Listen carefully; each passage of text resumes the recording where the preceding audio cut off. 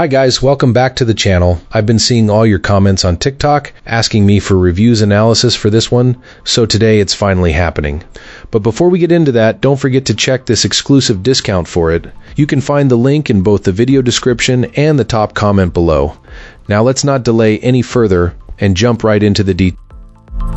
So, this printer showed up at my desk and setup was surprisingly painless. It connected wirelessly to every computer in the house, which is exactly what I wanted after dealing with older wired setups. It reminds me a lot of the old Pixma we had that lasted about 10 years, and that familiarity is comforting. The biggest quirk out of the box is the noise. This printer makes a surprisingly loud thunk when it wakes up to print, or when you power it down.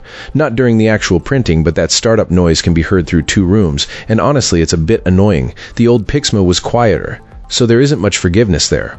One feature I actually appreciate is the auto tray behavior. If you forget to pull out the paper tray, this printer automatically opens the tray and nudges you to grab your finished work. It also asks you to confirm before closing the tray. If you click no, it stays open so nothing gets damaged. It's not flashy, but it saves a lot of the pipers on the floor moments we had before. This printer is noticeably lighter and more compact than the older Pixma, which I'm thankful for because it takes up a lot less space on the desk. Printing quality is solid.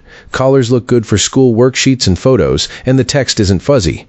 Ink price seems reasonable compared to other brands we checked, which matters when you're doing a mix of school work and occasional photo printing. We use this printer for a mix of school documents and family photos. It's not a high-volume workhorse, and I wouldn't pick it if you're cranking out pages all day. If you do a lot of printing, you'll probably want something with a lower cost per page. For our needs, the quality and versatility are reassuring. Now the border issue. At first I could not print to an exact size, only borderless or with borders, which was frustrating. An update helped. You have to choose borderless and set the extension to the smallest option labeled minimum. It's not intuitive, but that setting workaround makes it possible to avoid huge borders.